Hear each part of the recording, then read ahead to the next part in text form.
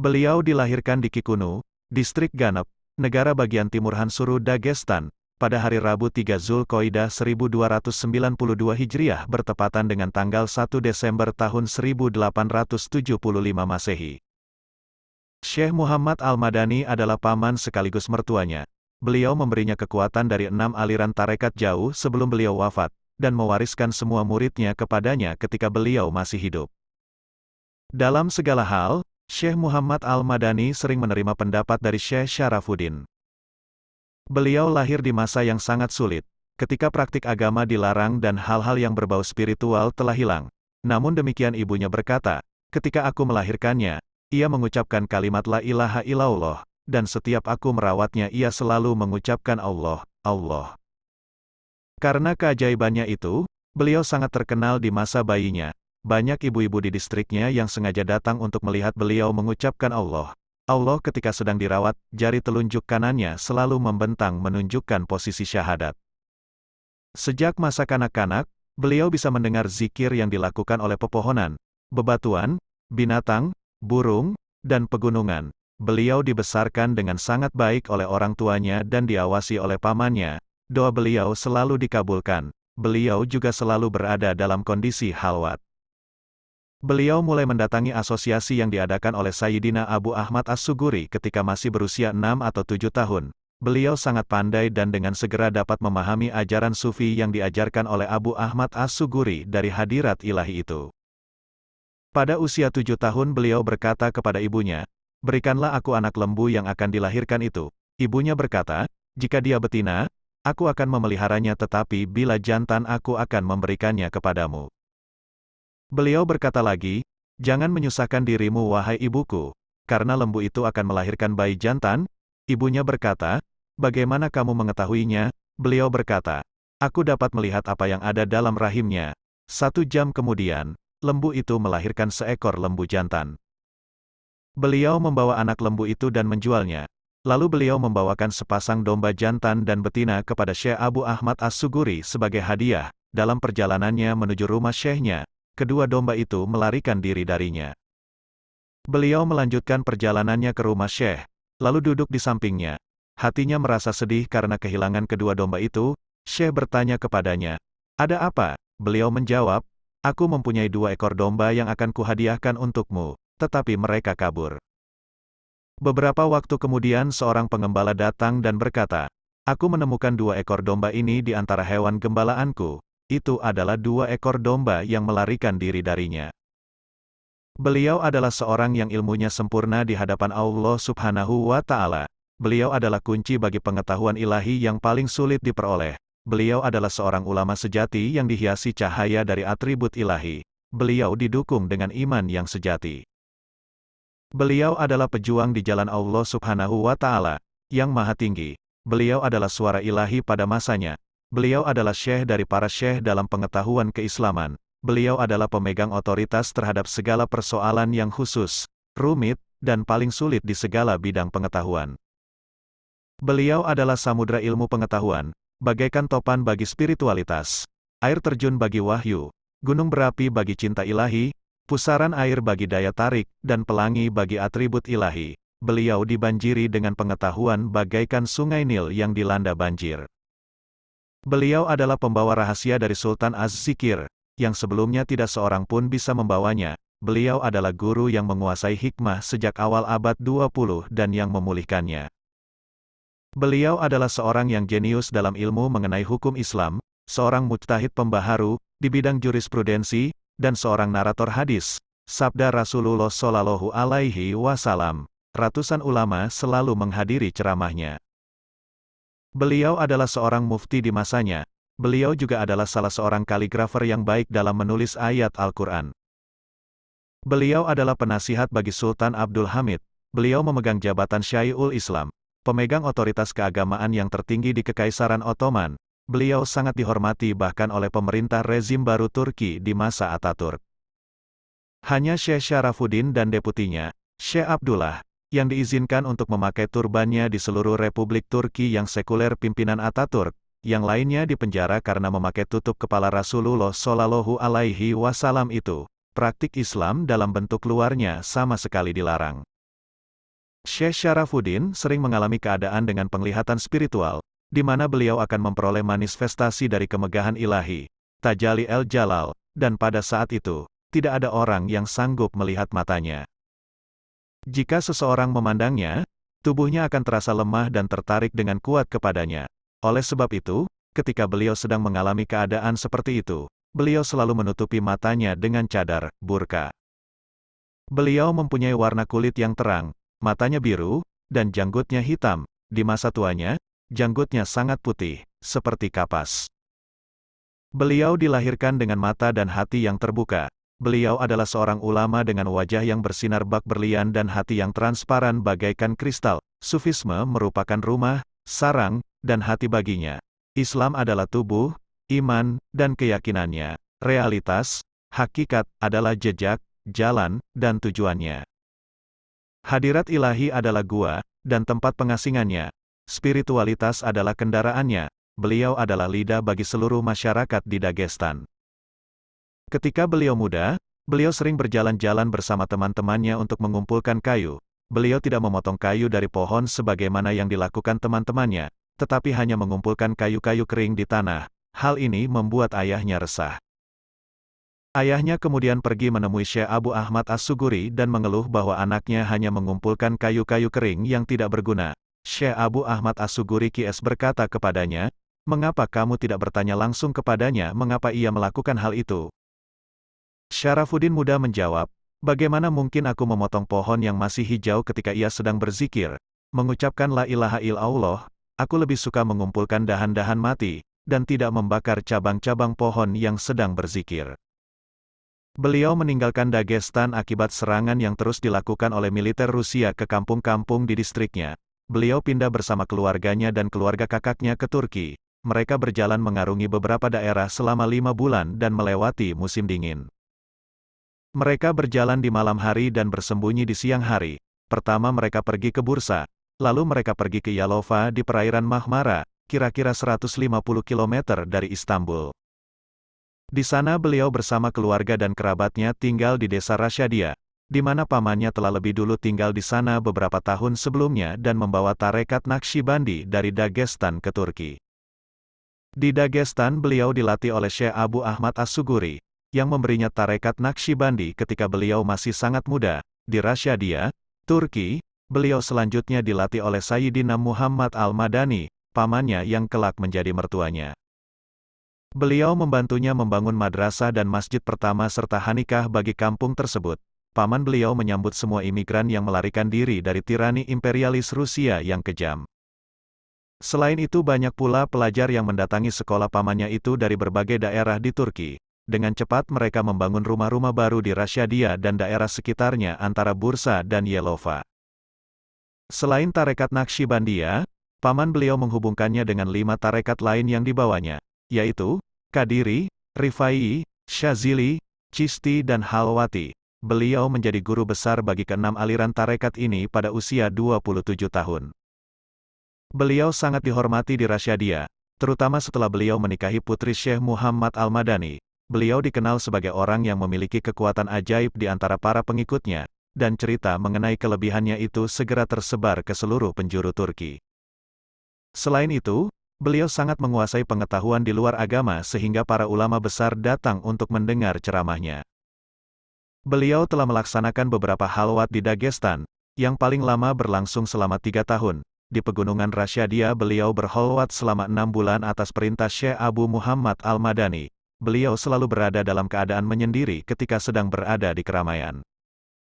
Suatu hari dalam masa 6 bulan halwatnya, ketika beliau berdiri dan hendak bersujud beliau menemukan seekor ular yang besar di tempat sujudnya, dengan posisi yang siap mematuknya. Beliau berkata dalam hati, "Aku tidak takut kepada siapapun kecuali Allah Subhanahu wa Ta'ala." Lalu beliau menempatkan kepalanya langsung di atas kepala ular itu, dengan segera ular itu lenyap. Selama halwatnya itu banyak keadaan cinta ilahi yang diperlihatkan kepadanya. Segera setelah beliau menyelesaikan halwatnya, Syekh menariknya dan menyerahkan seluruh tanggung jawab untuk mengarahkan dan membimbing orang-orang. Syekh Abu Muhammad kemudian selalu duduk dalam asosiasi menantunya sebagai muridnya. Beliau adalah syekh pertama yang menjadi murid dari seorang muridnya. Di luar kepatuhan terhadap desakan syekhnya agar beliau duduk di kursi yang lebih tinggi, Syekh Syarafuddin kemudian menjadi orang yang memberikan ajaran mata rantai emas walaupun berada dalam kehadiran syekhnya. Syekh Syarafuddin mendapat dukungan spiritual dari Sayyidina Syekh Jamaluddin Al-Gumuki Al-Husaini dan Sayyidina Syekh Abu Ahmad As-Suguri, syekhnya ketika beliau berada di Dagestan. Beliau mencapai keadaan cinta yang murni bagi Allah Subhanahu wa Ta'ala. Pada keadaan itu, beliau merasakan tubuhnya seolah-olah terbakar dengan cinta kepada Allah Subhanahu wa Ta'ala. Lalu beliau akan berlari dari meditasinya, menanggalkan semua pakaiannya dan menyelam ke dalam air yang dinginnya serasa es di musim dingin. Tiap kali beliau melakukan hal itu, seluruh penduduk desa dapat mendengar suara uap yang keluar dari sungai, seperti suara besi panas yang disiram air. Ada seorang murid Syekh Syarafuddin yang masih hidup sampai tahun 1994, yang ingat bahwa ia pernah mendengar suara desis air dan uap dari jarak ratusan yard. Syekh Syarafuddin merupakan seorang penerus spiritual Rasulullah Shallallahu Alaihi Wasallam. Melalui hubungan spiritual itu, beliau bisa mencapai kesempurnaan. Beliau adalah keturunan dari keluarga Miqdad bin Al-Aswad radhiyallahu anhu, salah seorang sahabat terbesar dari Rasulullah Shallallahu Alaihi Wasallam, yang sering mewakili Rasulullah Shallallahu Alaihi Wasallam bila beliau sedang bepergian dari Madinah. Beliau melaporkan 42 sabda Rasulullah Shallallahu Alaihi Wasallam, di antaranya adalah Rasulullah Shallallahu Alaihi Wasallam bersabda, di hari pembalasan matahari akan mendekati makhluk hingga berjarak kira-kira 1 mil dari mereka, manusia akan mengeluarkan keringat sesuai dengan perbuatan yang mereka lakukan. Sebagian keringat mereka mencapai pergelangan kaki, sebagian lagi mencapai lutut, atau pinggang, sementara yang lain mendapati mulutnya penuh dengan keringat. Lalu Rasulullah Shallallahu Alaihi Wasallam menunjukkan tangannya ke mulutnya. Riwayat Muslim. Syekh Syarafuddin mempunyai sebuah tanda berupa tapak tangan Rasulullah Shallallahu Alaihi Wasallam di punggungnya. Tanda lahir ini beliau dapatkan dari nenek moyangnya Miqdad bin Al-Aswad radhiyallahu anhu, di tempat di mana Rasulullah Shallallahu Alaihi Wasallam menempatkan tangannya di punggung Miqdad radhiyallahu anhu dan berdoa baginya dan untuk keturunannya. Tanda di punggung Sayyidina Syekh Syarafuddin selalu mengeluarkan cahaya. Sama halnya dengan wajahnya yang selalu bercahaya, beliau menerima rahasia dari Rasulullah Shallallahu Alaihi Wasallam, yaitu kemampuan untuk melihat sesuatu yang berada di belakangnya sejelas dengan apa yang ada di depannya. Paman beliau, Syekh Muhammad Al-Madani, memberinya khilafat, suksesi, dari tarekat ini, dan menjadikannya pemimpin di desanya. Beliau mengembangkan desanya untuk menarik lebih banyak emigran, dengan memperluas jalan, dan membuat saluran air ke dalam kota. Beliau selalu menyambut emigran yang datang dari Rusia, menawarkan apa yang mereka butuhkan baik berupa makanan maupun tempat tinggal dan ini dilakukan tanpa mengharap imbalan. Hasilnya, penduduk Dagestan merasa menemukan rumah yang baru menggantikan rumah yang telah mereka tinggalkan untuk Rusia. Mereka menemukan kebahagiaan dan kedamaian di tanah yang baru. Para emigran merasa lebih bahagia untuk menemani seorang syekh yang masih hidup dalam memberikan pelajarannya yang telah dikenal di Dagestan, sebagaimana ajaran itu juga telah terkenal di Asia Tengah ratusan tahun sebelumnya. Dengan keberadaan beliau di desa itu, dan diberkahi dengan kehadirannya yang membawa rahmat ilahi, mereka menemukan cinta dan kebahagiaan yang telah hilang di bawah tirani militer Rusia. Mengenai Sultan Az-Zikr, zikir dalam hati. Beliau berkata sehubungan dengan posisi zikir dalam hati, Hafi, siapapun yang memasuki posisi itu, ia akan mengalami dan mencapai inti dari nama Allah Subhanahu wa Ta'ala. Nama itu adalah sultan dari seluruh nama Allah Subhanahu wa Ta'ala, karena dia mencakup seluruh makna nama-nama tersebut dan kepadanyalah seluruh atribut ilahi kembali. Dia bagaikan kata yang berlaku untuk semua atribut ini dan itulah sebabnya mengapa dia disebut Ism Al-Jalalah, nama yang paling mulia karena dia yang maha tinggi, maha suci, dan maha besar. Melalui pemahaman akal saja tidak mungkin bisa memanen buah dari rahasia-rahasia ini. Tubuh manusia tidak dapat mencakup realitas makna mengenai Tuhan. Tubuh manusia mustahil mencapai kerajaan yang tersembunyi dari yang maha unik. Karena bagi orang-orang dalam inti, yang mereka miliki hanya kekaguman dan ketakjuban, sekali mereka memasuki posisi pengetahuan yang tersembunyi, mereka akan tersesat, pergi kemana-mana. Lalu bagaimana dengan orang-orang dalam atributnya, yaitu mereka yang mempunyai kualitas tinggi dan masing-masing menunjukkan sebuah atribut ilahi yang disandangkan dan menghiasi mereka. Tetap saja mereka tidak bisa dihiasi dengan inti dari nama yang mencakup seluruh nama, kecuali dengan memasuki rahasia yang tersembunyi dari 99 nama tersebut.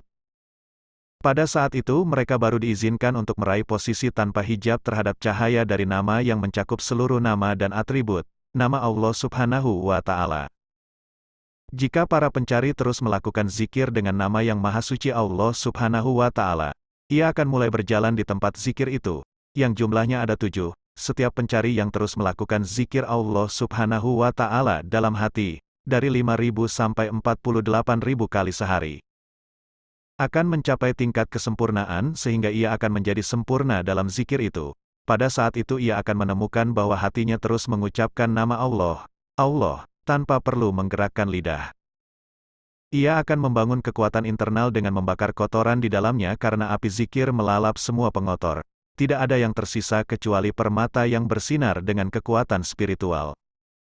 Begitu zikir memasuki dan menjadi kokoh dalam hatinya, ia akan meningkat lagi mencapai keadaan di mana ia bisa mengetahui zikir yang dilakukan oleh seluruh ciptaan Allah Subhanahu wa Ta'ala.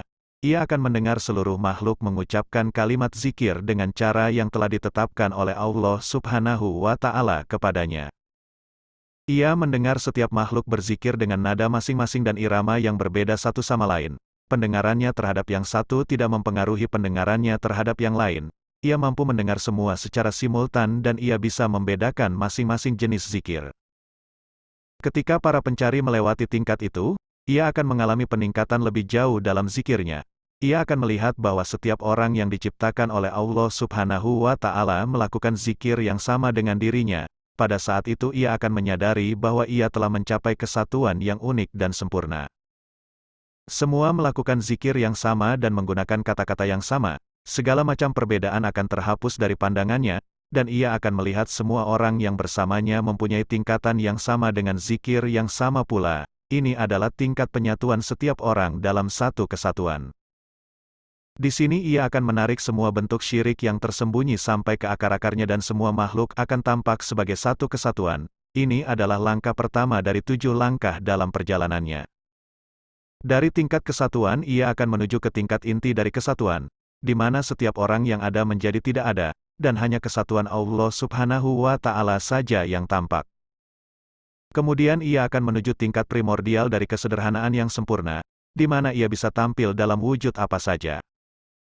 Dari sana ia akan menuju tingkat kunci dari rahasia, yang dikenal dengan tingkat nama-nama, di mana tipe asli dari setiap makhluk ditunjukkan kepadanya dari alam gaib menuju dunia yang nyata. Ini akan membuatnya berenang dalam orbit nama-nama dan segala atribut dan ia akan mengetahui semua pengetahuan yang tersembunyi. Selanjutnya ia akan menuju tingkat yang tersembunyi dari yang tersembunyi, inti dari semua yang tersembunyi. Ia akan mengetahui semua yang tersembunyi melalui kesatuan yang unik dari inti. Ia akan melihat semua kekuatan dan bentuknya. Dari sana ia menuju tingkat realitas sempurna dari inti nama-nama dan semua aksi. Ia akan muncul di dalamnya, dalam atom mereka dan dalam totalitas mereka. Ia akan disandangkan dengan nama yang paling agung dan ia akan diagungkan dan dimahkotai dengan tingkat kebesaran.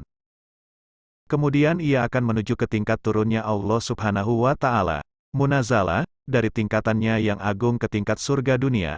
Ia sampai pada tingkat itu, yang terdekat dengan tingkat keduniaan. Di luar itu para pembaca zikir tidak mempunyai tingkat lain untuk dicapai melalui bacaannya. Fajar datang ke dalam dirinya dan mentari kesempurnaan tampak dalam diri dan tubuhnya. Karena hal itu telah tampak melalui zikir yang dilakukan dalam hati dan jiwanya. Sebagai hasilnya, ketika mentari kesempurnaan tampak pada tubuh dan seluruh anggota tubuhnya, ia akan berada di tingkat yang telah disebutkan dalam sabda Rasulullah Shallallahu Alaihi Wasallam. Allah Subhanahu wa Ta'ala akan menjadi telinga yang dipakainya untuk mendengar, mata yang dipakainya untuk melihat, lidah untuk berbicara, tangan untuk menggenggam, dan kaki untuk melangkah. Kemudian ia akan mendapati dirinya dan menyatakan kepada dirinya bahwa aku tidak berdaya dan sungguh lemah, karena pada saat itu ia telah memahami makna kekuatan ilahi.